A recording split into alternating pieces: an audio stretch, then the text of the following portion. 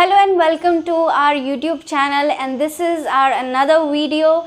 I am Rubia Parvez and we are going to discuss the literary or poetic devices of Dust of Snow, which is from book First Flight, class 10th. चलिए हम लोग बिना कोई time waste करते हुए literary device को discuss करते हैं डस्ट ऑफ स्नो का. This is not our first page. Let's see the first slide. So this is the first slide, okay, and the name of this poem you know is Dust of Snow, which is written by Robert Frost, जिनका नाम था पूरा Robert ली Frost. चलिए इस poem की हम लोग literary device को शुरू करने से पहले एक बार और इस पोएम को फिर से पढ़ लेते हैं.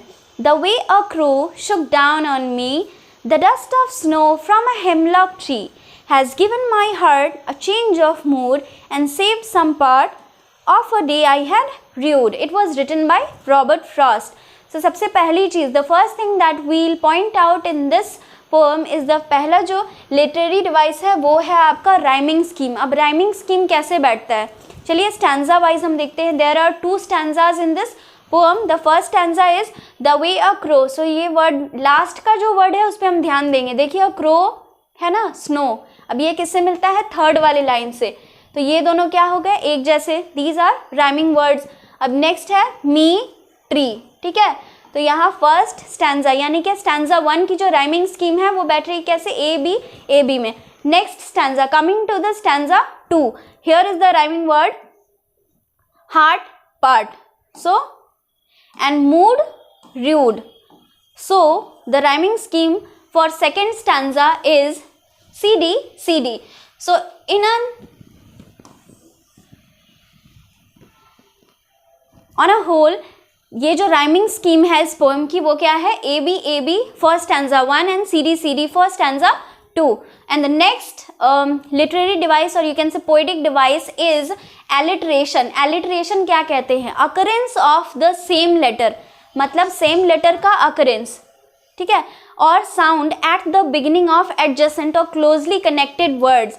The instances of alliteration are as follows. किस तरह का एलिट्रेशन का जो एग्जाम्पल है वो यहाँ पे दिया हुआ है. Has given my heart and saved some part. This is an example of alliteration. Next is inversion. नेक्स्ट क्या है, वो है inversion.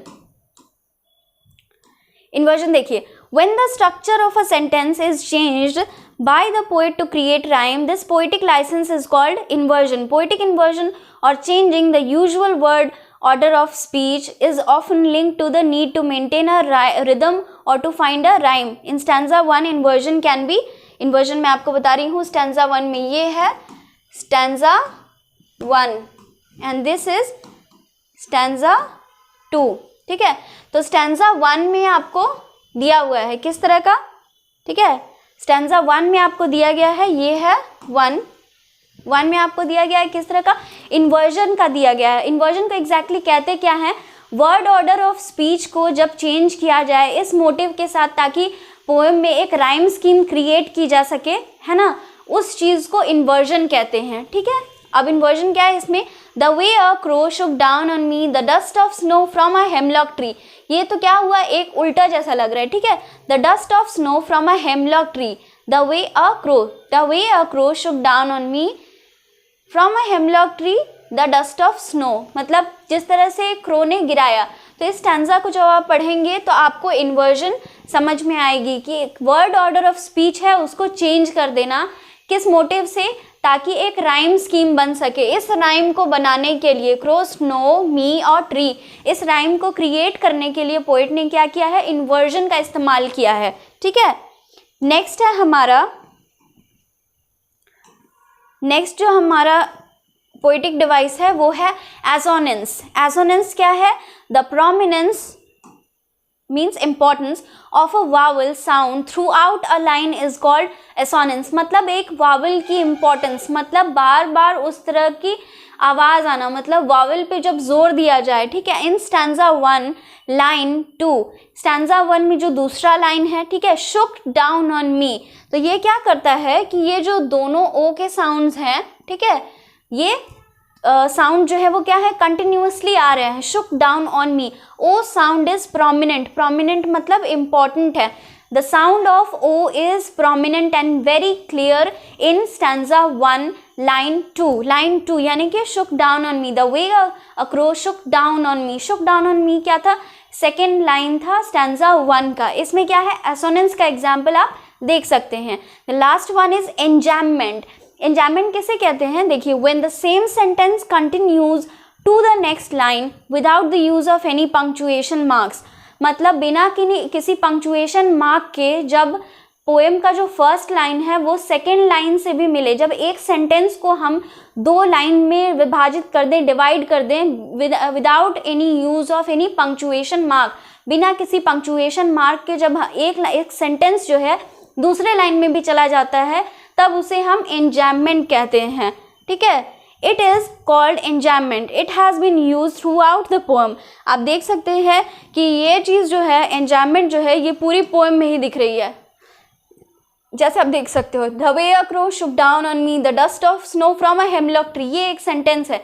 This is a complete sentence which has been broken into 4 parts creating stanza 1।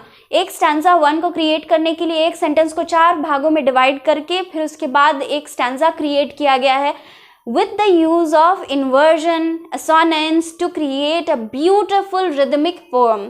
I hope आपको इसके literary devices समझ में आ गए होंगे, और इसके लिटरेरी डिवाइसेस की हेल्प से जो आपको समझ में आया कि क्या क्या इनका मीनिंग होता है, ठीक है, इससे आप दूसरे जो अदर पोएम्स भी आप पढ़ेंगे उसमें आप उनके लिटरेरी डिवाइसेस को फाइंड कर सकते हैं। कई बार एग्जाम्स में आपको इस तरह के क्वेश्चंस आ सकते हैं, which literary device has been used in this poem, stanza 1, stanza 2, इस तरह से आपको पूछा जा सकता है। राइमिंग स्कीम स्पेशली याद करके आप रखिएगा, नेम ऑफ द पोएट याद करके रखिएगा, what are the poetic devices have been used in this poem याद करके रखिएगा।